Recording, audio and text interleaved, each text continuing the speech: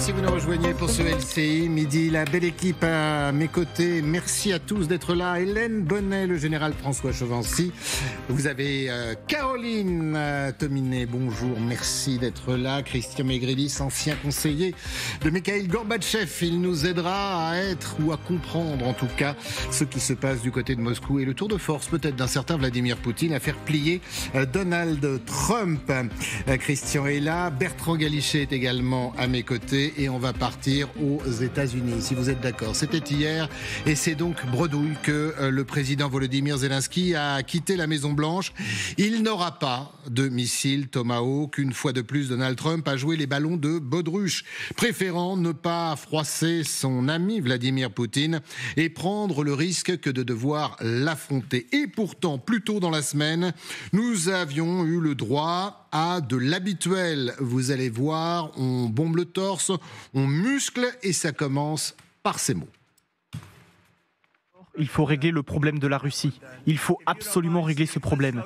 Si ça ne te dérange pas, Steve, concentre-nous d'abord sur la Russie. Et dans la même veine, bien évidemment, vous avez Pete Hegseth, le tout-puissant patron du Pentagone. La puissance de feu, c'est ce qui va arriver, la puissance de feu. Nous pensons qu'elle viendra de l'OTAN. La paix s'obtient par la force, pas par des paroles musclées ou des menaces du doigt. Maintenant, si cette guerre ne prend pas fin, s'il n'y a pas de voie vers la paix à court terme, alors les États-Unis, avec leurs alliés, prendront les mesures nécessaires pour imposer des sanctions à la Russie pour son agression continue. Si nous devons franchir ce pas, le département américain de la guerre est prêt à jouer son rôle d'une manière que seuls les États-Unis peuvent le faire. Et oui, mesdames, messieurs, sourire sur ce plateau, parce qu'on aurait pu y croire, bien évidemment, sauf que la réalité nous a rattrapés. Elle a également rattrapé, malheureusement, les Ukrainiens. C'était hier soir, donc, à la Maison-Blanche. Écoutez. On espère pouvoir mettre un terme à cette guerre sans passer par les Tomahawks.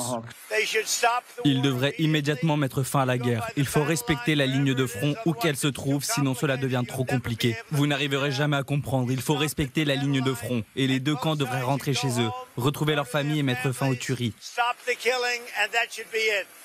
Et voilà, Hélène Bonnet, la réalité. Alors on essaiera de voir tout à l'heure, bien évidemment, comment Vladimir Poutine a réussi à faire plier une nouvelle fois Donald Trump. Mais sur cette séquence, on se dit, on est habitué. C'est un peu ce que nous disait notre correspondante qu'on retrouvera tout à l'heure, Marianne Kotonov, qui est en Ukraine, où les Ukrainiens n'y croient plus. Ils sont résignés, mais quand même, on fait venir à la Maison-Blanche Volodymyr Zelensky. Pour ça. Alors, il vient à la Maison-Blanche et puis il avait l'opportunité aussi de visiter des entreprises d'armement américaines. Il y avait ce sentiment que dans le discours de Donald Trump, il y avait quand même eu une petite évolution dernièrement, depuis Anchorage et depuis la visite de Zelensky avec les Européens à la Maison-Blanche, que peut-être que Donald Trump avait pris conscience de certaines choses. Donc il y avait sans doute de l'espoir du côté ukrainien. Alors je ne suis pas sûre que les Ukrainiens s'attachent vraiment au Tomahawk, mais c'était plutôt un soutien... symbolique, enfin, plus que ça d'ailleurs. Oui, c'était un soutien fort en fait des États-Unis. Une implication des Américains. Exactement, le symbole de frapper avec des Tomahawks sur la Russie aurait été un engagement très fort des Américains, mais justement, ça montre bien encore une fois, et Donald Trump l'a dit hier, il veut rester un médiateur, il veut rester en dehors, et il l'a beaucoup dit, il ne veut pas de militaires américains impliqués, il ne veut pas se relancer dans des guerres, donc finalement... Quelque part, on aurait pu le savoir avant. Mais il y avait cet espoir, je pense, qui est venu du côté de la délégation ukrainienne, qui évidemment s'est totalement dégonflé à l'issue de cet entretien. Oui, mais les sonores, on ne les a pas inventés. Ils existent. Pourquoi à ce moment-là bomber le torse? Pourquoi avoir des accents guerriers? Pourquoi quelque part vouloir lutter contre la Russie de Poutine, si c'est pour en arriver là? On peut imaginer que ce sont des ballons d'essai à l'adresse de Vladimir Poutine pour voir si l'annonce d'une éventuelle livraison de Tomahawk à l'Ukraine pourrait le faire plier ou modifier, même à la marge, son attitude extrêmement rigide. Or, il n'en est rien. Il a bien vu que Poutine le manipule. Enfin, il ne l'a pas vu, mais on a constaté que Poutine le manipule en l'appelant... En Alaska, il l'a vu un peu quand même. Hein. Oui, il s'en est rendu compte, il a mis le temps, mais finalement, ça a quand même percuté à un moment donné. Toujours est-il que là, cette nouvelle tentative pour essayer de reprendre un peu le dessus, de reprendre la main face à Vladimir Poutine n'a pas fonctionné, et il est maintenant un peu obligé de revenir à ce qui est son épine dorsale. On voit bien quand même que chez Trump, il y a un tropisme russe qui fait qu'il sort de son rôle de médiateur que vous évoquiez à l'instant. La rencontre de Budapest, on en parlera peut-être tout à l'heure, si elle a lieu, ça ne sera pas une rencontre entre un médiateur et un des partenaires ou un des adversaires dans la guerre. Alors on y reviendra bien évidemment parce que cette rencontre devrait se faire en Europe. Ça pose un tas de questions là aussi. Et puis, il n'y aura pas Volodymyr Zelensky. Mais restons sur ces fameux missiles. Dans quelques instants, on retrouvera notre correspondant à Moscou, Charles Diveau. Bonjour, merci d'être avec nous. Charles, mais dans le revirement de Donald Trump, il y a également cette sortie toujours sur les Tomahawks. Ça, c'était après avoir proposé à tout le monde des Tomahawks en disant que c'était une merveille et que les Ukrainiens sauraient s'en servir. Voilà ce que ça donne. Il veut des armes, il aimerait avoir des Tomahawks. Tout le monde veut des Tomahawks. Nous avons beaucoup de Tomahawks. Le Tomahawk est un... Avez-vous besoin de Tomahawks en Argentine? Nous avons besoin de Tomahawk et de beaucoup d'autres choses que nous envoyons depuis 4 ans en Ukraine. J'ai également une obligation, c'est que l'on soit prêt comme pays, car on ne sait jamais ce qu'il va se passer. En guerre et en paix, on ne sait jamais ce qui peut se passer. Donc nous allons parler des Tomahawks, mais on préférait qu'il n'en ait pas besoin. Comment, en moins de 50 secondes, passer général de la grande braderie à « on donnera rien » Je dirais qu'il a dit effectivement ce qu'il savait depuis le départ, ou ce qu'il a appris entre-temps. Livrer des Tomahawks dans les conditions actuelles de l'armée américaine était impossible, pour une raison très simple, c'est qu'on parle de Tomahawk sol-sol, donc tiré à partir de la terre. Dans l'armée américaine, c'est en cours de dotation depuis 2024. Il n'y a que 3 batteries, 16 Tomahawks à chaque batterie, dont une batterie d'ailleurs déjà dans les Philippines. Donc on ne voit pas comment aujourd'hui l'armée américaine aurait pu se dessaisir de ce matériel militaire. Et ça, il suffisait de lire les revues spécialisées américaines. C'était écrit noir sur blanc depuis des mois, même avant.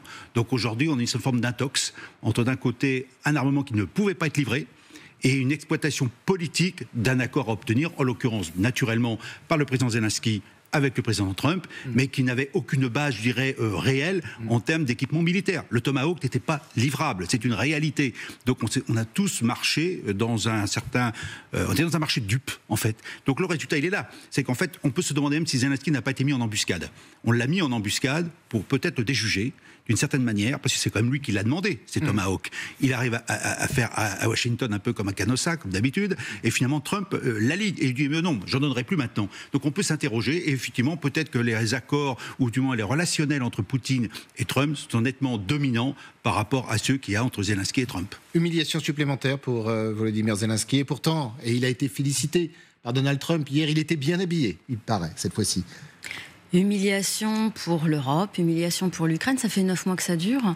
On voit que les États-Unis sont encore à nouveau un allié qui n'est pas fiable. Et vous avez encore des Européens qui commandent du matériel américain. Lui, il fait le VRP du matériel américain depuis 9 mois. Et on écoute, on est charmé, et puis on se rend compte que finalement, là, il va souffler le froid. Effectivement, on savait bien que ça allait mal se passer. Ça s'est très mal passé, mais en plus, il y a eu à nouveau une humiliation pour l'Europe, une humiliation pour l'Ukraine, et on continue, et on avance toujours dans la même voie. Alors, ce qui est temps d'être fait, c'est en fait de réindustrialiser la France, de réindustrialiser l'Europe, qu'on apprenne à se défendre, de défendre nos intérêts, et qu'on puisse avoir les moyens, évidemment, d'aider l'Ukraine en guerre, parce que la menace arrive aussi en Europe, et aussi indirectement chez nous. Et donc, il est temps de se réveiller, de faire des choix en termes de budget, et de s'affirmer, et d'avoir une France aussi forte, et une Europe qui est des liens pour se défendre. Alors, on va partir dans un instant, non pas dans la tête de Vladimir Poutine, on aimerait parfois, bien évidemment, mais au cœur d'un revirement spectaculaire de Donald Trump, voir quel coup de pression du Kremlin est parti avec succès en direction de la Maison-Blanche. Et Christian, je compte beaucoup sur vous. Mais avant, on va retrouver Charles, notre correspondant. Charles Diveau, bonjour. Merci une fois encore d'être avec nous. Je suppose que l'on doit commenter du côté du Kremlin et peut-être avec satisfaction le fait que Zelensky soit reparti bredouille hier des États-Unis. Oui, alors officiellement, pas de réaction, mais officieusement, difficile de ne pas imaginer le Kremlin se féliciter de la tournure des événements qui seront sans nul doute présentés par le Kremlin comme une victoire, celle de Vladimir Poutine, comme si il ne fallait au président russe qu'un coup de téléphone à son homologue américain pour lui faire changer d'avis, puisqu'il a obtenu ce qu'il voulait, à savoir que Washington ne livre pas de missiles Tomahawk à Kiev. Alors, ce qui est intéressant, c'est que grâce à cela, Vladimir Poutine, fidèle à lui-même, en fait, il gagne du temps, 2 semaines, si la réunion entre lui et Donald Trump a bel et bien lieu. Et du côté des médias russes, eh bien, on se félicite de la tournure des événements et du changement de ton de Donald Trump vis-à-vis de la Russie depuis ce coup de téléphone. Il menaçait, désormais il veut dialoguer pour obtenir la paix. Merci beaucoup Charles. Alors la parole est à la Russie. On va voir ça dans quelques instants. Il y a eu plusieurs étapes. Il y a eu des menaces directes. La parole a été un long moment aux propagandistes à la solde du Kremlin. Mais d'abord, on a commencé du côté de Moscou. Vous allez les entendre par de la diplomatie. C'est parti, le plus proche conseiller diplomatique de Vladimir Poutine. La question d'une éventuelle fourniture de missiles de croisière Tomahawk à longue portée à l'Ukraine a également été abordée. Vladimir Poutine a réitéré sa thèse selon laquelle les Tomahawks ne changeront pas la situation sur le champ de bataille, mais porteront gravement atteinte aux relations entre nos pays, sans parler des perspectives d'un règlement pacifique. Et puis vous allez voir que du côté de Moscou, et c'est souvent le cas après le langage plutôt Christian diplomatique, est venu le temps de la menace. On écoute. La question des Tomahawks est pour nous une source de grande préoccupation. Poutine en a déjà parlé. Il s'agit d'une arme spéciale, elle peut avoir une configuration non nucléaire ou nucléaire. Imaginez donc qu'un missile à longue portée décolle et vole et que nous savons qu'il pourrait avoir une charge nucléaire. Le peuple russe et les dirigeants russes recherchent la paix. Les missiles Tomahawk ne résoudront pas le problème. Ils ne feront qu'aggraver la situation et mèneront à une guerre nucléaire. Alors d'autres sonores venant de Moscou que l'on va vous diffuser dans un instant, mais Christian Maigrelis, quel moyen de pression a réellement utilisé la Russie sur Donald Trump ? Écoutez, je crois qu'il faut aller faire un peu de psychologie. Je suis en train d'écrire un article sur la relation entre ces deux personnages. Et le titre que j'ai trouvé, le meilleur titre que j'ai trouvé, c'est de Matamor à Dr Faust. C'est un beau programme. D'un côté, on a un Dr Faust, et derrière le Dr Faust, on a un Méphisto, qui est Monsieur Xi, et on a en face un Matamor. Monsieur Taco, comme on l'appelle en Amérique. C'est-à-dire, il se dégonfle tout le temps. C'est quelqu'un dans lequel on ne peut avoir aucune conscience. Et les psychologues du Kremlin ont mesuré le personnage depuis des dizaines d'années. Ça veut dire, alors, attendez, Christian, ça veut dire, vous dites les psychologues du Kremlin, ça veut dire qu'on a étudié au Kremlin qui était l'adversaire potentiel, en tout cas le président américain. C'est-à-dire que Poutine a, non pas une fiche, mais presque en disant, voilà sur quoi j'appuie, en fait. Voilà, absolument. Absolument. Écoutez, regardez ce qui s'est passé en Alaska. C'est quand même invraisemblable qu'il a invité dans son pays, en Alaska, M. Poutine, qui est le plus grand agresseur mondial actuellement, et qu'il lui a concédé finalement 2 victoires. La première, c'est d'être invité par le premier État du monde, et le deuxième, c'est de le désintéresser des affaires de l'Europe et de renvoyer l'Europe à ses propres problèmes. Ce que nous avons aujourd'hui, c'est ça. Nous avons une Europe qui ne sait pas comment faire. Et pour qu'elle arrive, même avec beaucoup d'argent, à aider le temps que ça se mette en route. L'Ukraine va être écrasée actuellement. Il n'y a plus d'électricité en Ukraine. Mais est-ce que ça veut dire que Vladimir Poutine, quand il discute avec Donald Trump, alors vous avez un satisfecit bien évidemment permanent du côté de la Maison-Blanche, mais est-ce que Poutine menace Trump? Je crois pas. Parce que mais il lui dit quoi pour le faire plier? S'il le menace, l'autre va réagir méchamment. Parce qu'il est quand même fier. Mais il fait quoi alors? Il le flatte? Il le flatte, bien sûr. Avec un type comme ça, il n'y a que la flatterie qui marche. Général, vous disiez oui sur ces moyens de pression du Kremlin, sur l'autre revers de la médaille. Non, mais en disant que Poutine savait parfaitement qui était Donald Trump, ce qui n'est d'ailleurs pas le cas dans le sens inverse. C'est quoi le travail des services de renseignement, sinon de cibler correctement psychologiquement le politique qui est en face? Et je pense que c'est valable aussi en France pour d'autres États. C'est-à-dire que nous aussi, on doit avoir des cibles, des fiches psychologiques sur la personne que notre chef d'État va rencontrer. Il faut connaître les clés de compréhension de l'autre. La guerre psychologique et l'analyse psychologique fait partie des relations internationales. Et pourquoi ça fonctionne du Kremlin en direction de Washington et pas l'inverse alors? Et après, vous apprenez de personne. Tout ce qui vient d'être dit sur Trump, il est comme ça. Donc, est-ce qu'on peut faire différemment avec lui? Je crois qu'après, vous avez l'analyse et puis de l'autre côté, la réalité de la personne. Donc moi, ça ne me choque absolument pas que, en termes de stratégie, que le Kremlin ait parfaitement identifié la cible humaine qu'il avait face à lui, en termes de décision politique, et en plus l'habileté quand même de Vladimir Poutine, parce que Vladimir Poutine, manifestement, on le voit depuis des mois, est capable, et on l'a encore vu là, de faire changer d'avis Trump, et finalement, de ne pas mettre Trump du côté de l'Ukraine. Mais le côté, ce qu'on a entendu chez le porte-parole de Vladimir Poutine, cette menace d'une réponse nucléaire, en tout cas un recours à la guerre, qui sera terrible, pas forcément contre les États-Unis, mais contre les alliés de l'Ukraine. Ça marche, ça fait mouche, ça? Parce que quand ils le disent publiquement, je pense qu'ils doivent le dire dans les conversations. L'analyse est une première étape. Après, l'autre étape, c'est la compromission. Ça fait des années, des dizaines d'années, qu'il est en relation d'affaires avec la Russie. Donc il y a des intérêts financiers qui ont été mélangés aux intérêts de la famille des Trumpistes, disons la réalité.